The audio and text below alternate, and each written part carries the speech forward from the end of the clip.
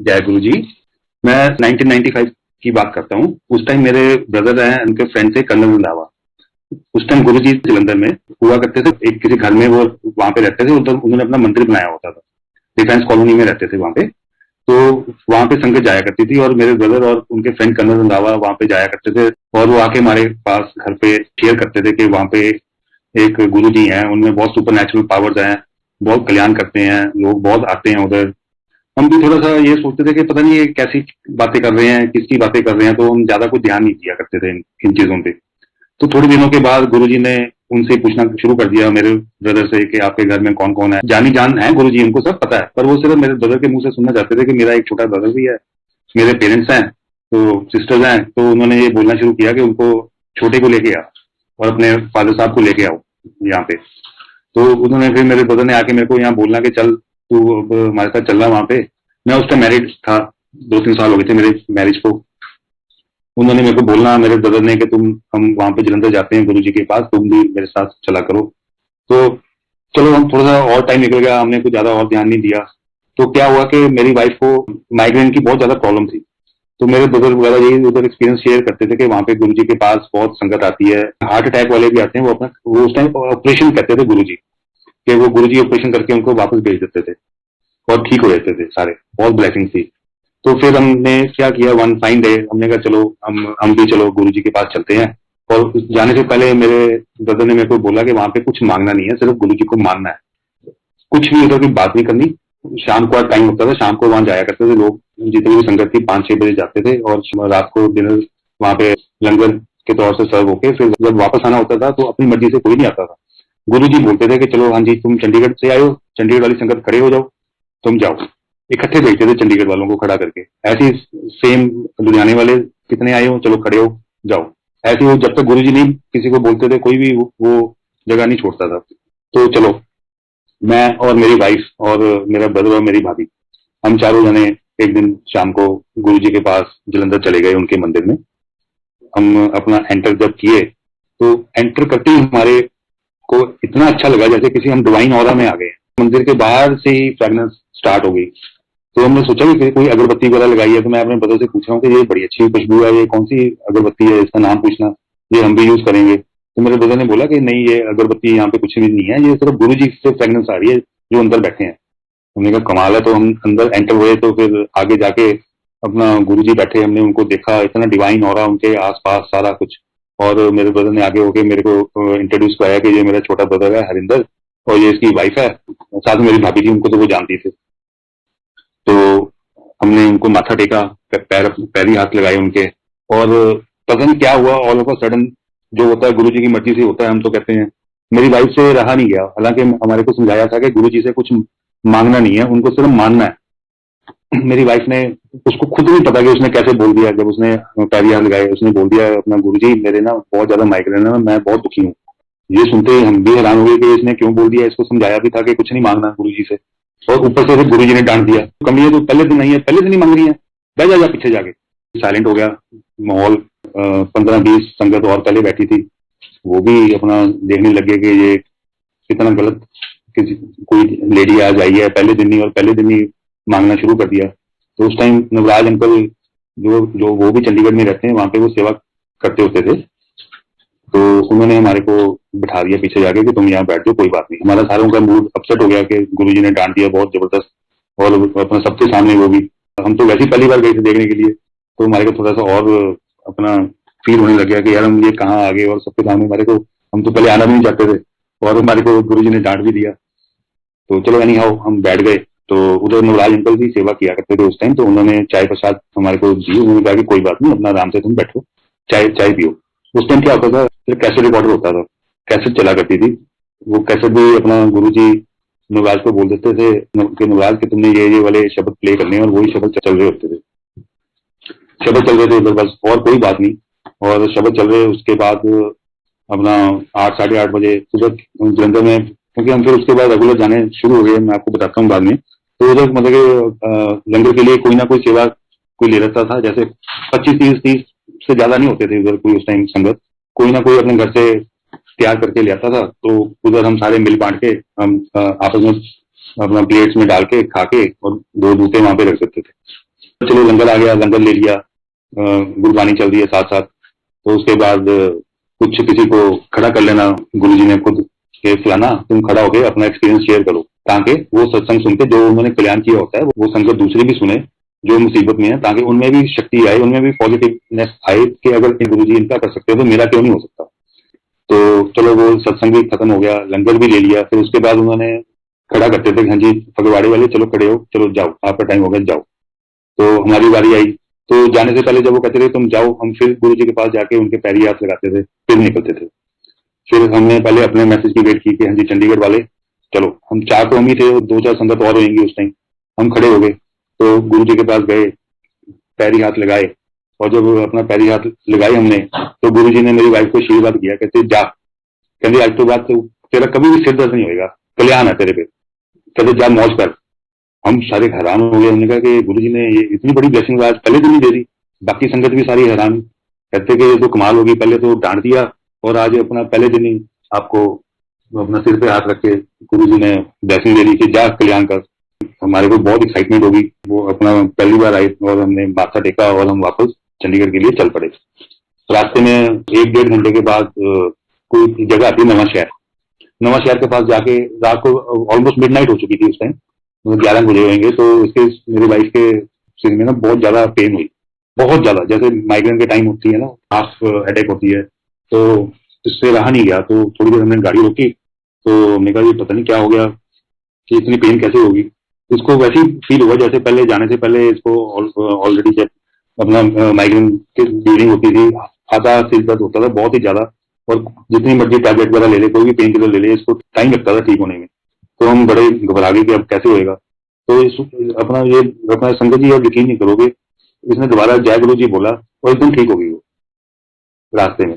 और उसके बाद आज का दिन है, ये 95 की बात है, और आज के दिन कभी उसको माइग्रेन दोबारा रिपीट ही नहीं हुआ। बहुत शुक्राना गुरु जी का कि गुरु जी ने इतनी बड़ी ब्लेसिंग हमारे को पहले दिन ही उन्होंने हमारे को ब्लेस कर दिया। फिर हमने भी उधर जाके देखा कि उधर लोग अपना कईयों को कितनी बड़ी बड़ी प्रॉब्लम होती थी, और वो अपना उस टाइम जैसे अब तो गुरु जी क्या कैसे करते थे, सिर्फ अपना ब्लेस करते थे कि जा भाई तू खुश है तो जा, तू अपना तेरा ऑपरेशन करता जा, तू ऐश कर। अब तो गुरु जी ये करते थे। उस टाइम गुरु जी कुछ कुछ चीजें इस्तेमाल करते थे किसी का ऑपरेशन करने के लिए, जैसे किसी किसी से पान के पत्ते मंगवा लेते थे, या कोई जहाँ किसी को अपना अंदर कोई कमरा होता था, कह देते थे जा आंटी जा जा अंकल तू वहां लेट जा। थोड़ी देर बाद जाके वो कोई स्पून होता था, चम्मच जिसको बोलते हैं, वो चम्मच इधर उधर रखाते थे उसकी बॉडी के ऊपर। तो थोड़ी देर कहते थे जा तेरा ऑपरेशन हो गया तो ठीक है। उस टाइम गुरु जी ऐसे ऑपरेशन किया करते थे, बहुत पावर होती थी उस टाइम भी गुरु जी में। तो फिर क्या हुआ कि उधर से एक गुरु जी ने हमने एक और भी नोट की, चैनल्स इतनी आती थी उनमें बहुत ज्यादा। उस टाइम गुरु जी के पास 25 सी हम संगत होती थी, और किसी को भी वो बुला लेते थे अपने पास आगे कि हाँ भाई अंकल हो तू दस के, तू अपना क्या कर रहे हैं, तेरा की हाल है। वैसे कि बहुत अच्छा उनका आपस में बातचीत होती रहती थी, बड़ा अच्छा माहौल होता था उस टाइम। तो हमने भी अपना आके बताना शुरू कर दिया अपने फ्रेंड सर्कल में कि उधर हमारे साथ चलो, बहुत अच्छा लगता है उधर। तो कुछ हमारे साथ फ्रेंड्स बहुत जुड़ गए। तो एक मेरा मामे का बेटा था, मेरे रियल मामा जी का बेटा, उनको शादी को 7-8 साल हो चुके थे। वो राधा स्वामी थे, कट्टर राधा स्वामी, इधर मोहाली में रहते थे। उनके मैरिज को 7-8 साल हो चुके थे, बट उनका कोई इशू नहीं हो रहा था। वो बड़े परेशान थे कि इशू नहीं हो रहा, क्योंकि अपने इंडियन फैमिलीज में ये बहुत माना जाता है कि इशू होना बहुत जरूरी है मैरिज के बाद। तो वो अपने मेडिकली वो पॉसिबल ही नहीं था, उन्होंने हर जगह उन्होंने चेकअप वगैरह करवा लिया अपना। इवन मतलब यहाँ चंडीगढ़ पीजीआई में भी उन्होंने चेकअप वगैरह करवा दिया। वो भी उन्होंने डॉक्टर ने ये एडवाइस कर दिया कि देयर इज नो यूज, आप वो मतलब कि बाहर जाने के लिए भी अफोर्ड कर सकते थे कि हम अपना किसी फॉरेन कंट्री में भी विजिट कर सकते हैं अगर कुछ ऐसा पॉसिबिलिटी हो सकती है कि अगर कोई कंसेप्शन हो सके। तो डॉक्टर ने यहाँ पे मना कर दिया, कहते नहीं कोई फायदा नहीं है, आप बेबी को अडॉप्ट कर लो, वो ज्यादा बेटर रहेगा आपके लिए। तो वो बेबी अडॉप्ट करने के लिए कोशिश में थे वो। तो हमने उनको बोला कि आप हमारे साथ चलो, वहां पे बहुत गुरु जी की ब्लेसिंग है। हमने वहां पे हमने उनको ये बोला कि हमने खुद देखा है वहां पे बहुत बड़े बड़े गुरु जी को ऑपरेशन करते हुए, ये तो आपको कोई प्रॉब्लम ही नहीं है। तो वो थोड़ी हेजिटेट कर लेते, कहते नहीं हम तो राधा स्वामी है, हम क्यों जाएंगे। तो हमने कहा वहां पे कोई ये चलो कि कोई सेक्ट तो है नहीं कि कोई आपका कोई रिलीजन चेंज कर देना है, हम भी सिख हैं, चलो हम ग्रंथ साहब को मानते हैं। उन्होंने ये चलो कि बोला कि तुमने ग्रंथ साहब को नहीं मानना। तो ज्यादा तो वहां पे हिंदू कि अपना हाजिरी होती है वहां पे। अब हिंदू लोग कभी कभी बोलते हैं कि आपने गीता जी को नहीं मानना, तो अब जो आप वो राधा स्वामी जी को मानते हो, राधा स्वामी जी को मानो। Anyhow, to cut short, हमने उनको मना लिया कि तुम हमारे साथ चलो। तो वो हमारे साथ फाइनली चल पड़े वहां पे, मेरे कजन ब्रदर और उनकी वाइफ, मेरी भाभी। तो वो मेरे साथ और मेरी वाइफ अदीन आंटी के साथ हम वहां पे गुरु जी के मंदिर में पहुंच गए, जलंधर में। तो वहां पे हमने जब एंट्रेंस के की, नीचे अपना एंट्रेंस पे हम झुक के पहले माथा टेकते हैं, फिर अंदर स्टेप करते हैं। अंदर छोटा सा हॉल था, हॉल के सामने एक चेयर लगी होती थी, वहां पे गुरुजी बैठे होते थे। ऐसे ही as soon as we entered that hall, तो गुरुजी ने हमारे को देखा, सामने चेयर थी, सामने तो थी वो। तो उन्हें देखते बोला, अच्छा, कहते अच्छा आगे राधा स्वामी। हम हैरान, हमने कहा ये इनको राधा स्वामी की कैसे बात होगी। तो कजन ब्रदर वो मेरे को देख के कहते, आपने पहले बता दिया था हमारे को लाने से पहले कि गुरु जी को कि उन्होंने आना। मैं कहा यार हमारी तो कोई बात ही नहीं हुई है, और हम फोन फोन तो करते नहीं गुरु जी को।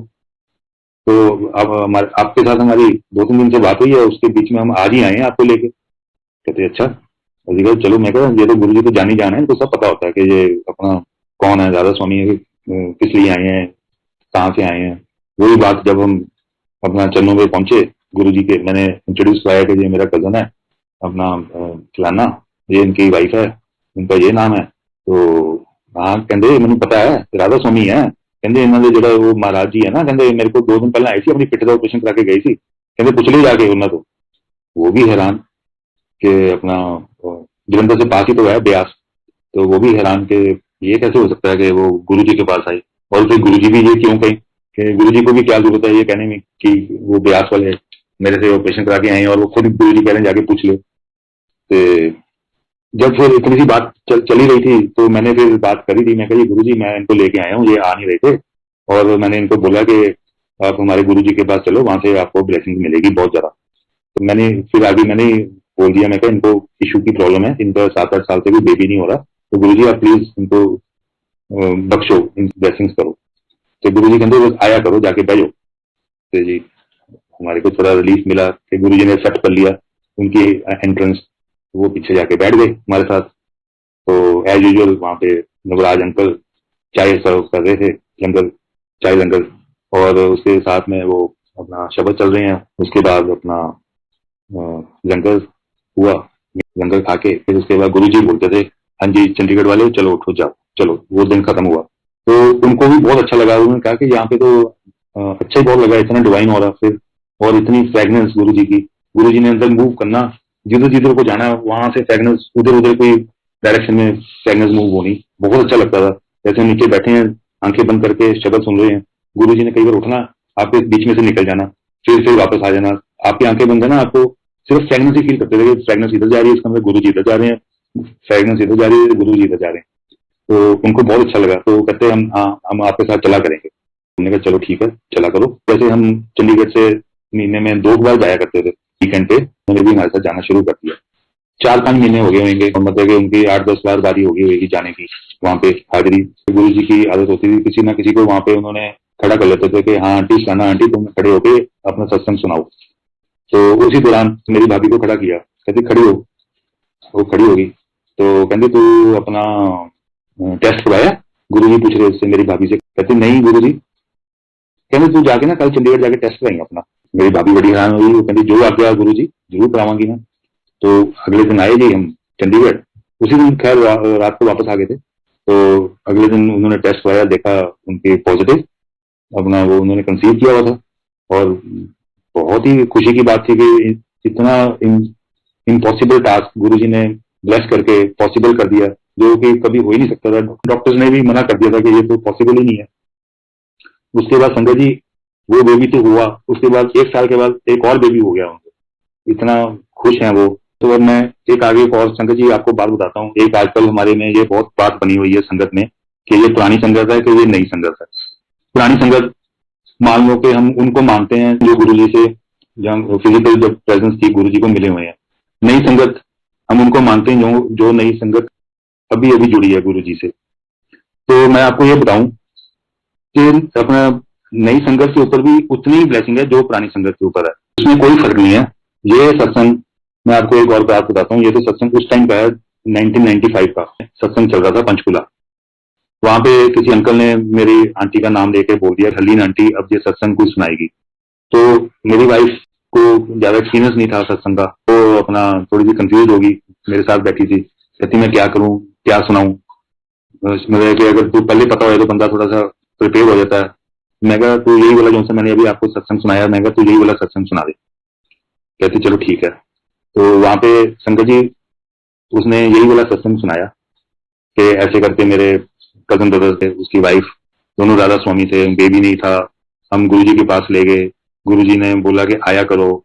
3-4 महीने बाद फिर गुरुजी ने खड़ा करके उनको बोला कि जाओ कल्याण है तुम्हारा, जाके टेस्ट कराओ। उन्होंने कंसीव कर लिया, एक बेबी हुआ, 2 बेबी हुए। यही सेम उन्होंने सत्संग में सुना दिया। ठीक है संगत जी। उसके बाद क्या हुआ कि 1-1.5 महीने के बाद वहां पे कोई लेडी हुई 28-29 ईयर्स की। हम किसी के घर सत्संग में गए हुए थे, वो लेडी मेरी वाइफ को मिली। वो लेडी उस टाइम वहीं थी अग्रवाल भवन में जब ये मेरी वाइफ ने ये सत्संग सुनाया। मेरी वाइफ को साइड पर ले आके कहती थैंक यू हलीन आंटी, जो आपने सत्संग सुनाया है ना, ये मेरे को लगता है ये आपने मेरे लिए सुनाया। तो मेरी वाइफ ने पूछा वो कैसे। कहती मैं अभी जुड़ी हूँ गुरु जी से, मेरे इन लॉज है यहाँ पे, मैं रहती हूँ चंडीगढ़ में, वो राधा स्वामी है और हम कहीं पे जाते नहीं है राधा स्वामी के सत्संग के अलावा। कहती मैं यहाँ पे गुरु जी के सत्संग पे, जहाँ पे आज मैं किसी के घर आई हुई हूँ, तो मैं बता के नहीं आई हुई कि मैं कहाँ जा रही हूँ, मैं चोरी आती हूँ गुरु जी के सत्संग पे, क्योंकि मेरे हो सकता है कि मेरे इन लॉज को ये अच्छा नहीं लगेगा कि बीइंग राधा स्वामी होके तुम अपना किसी और के सत्संग में क्यों जा रही हो। तो कहती मेरे को भी सेम प्रॉब्लम है आंटी, मेरा मैं भी कंसीव नहीं कर पा रही, पर मैंने जब से वो आपका सत्संग सुना ना, मैं कुछ दिन से मेरे में बहुत पॉजिटिव एनर्जी बहुत आ रही है, मेरे को यही फीलिंग हो रही है कि मैं भी ठीक हो जाऊंगी, मेरा भी ये कल्याण हो जाएगा। तो संगत जी आप मानोगे नहीं, 1 महीने के बाद वही लेडी किसी दूसरे सत्संग पे हमारे को मिली, किसी घर में था किसी के सत्संग, और मेरी वाइफ का हाथ पकड़ के बाहर ले गई। वो कहती आई एम प्रेग्नेंट। ये देखो, ये गुरु जी की महिमा है, ये गुरु जी की पावर है, ये गुरु जी की शक्ति है, जो कि हमारे को पता नहीं चलता, पल पल वो हमारा ख्याल रखते हैं। और कोई भी संगत ये ना सोचे कि मैं नई संगत जुड़ी हूँ, मैं पुरानी संगत जुड़ी हूँ, ऐसा कुछ भी नहीं है।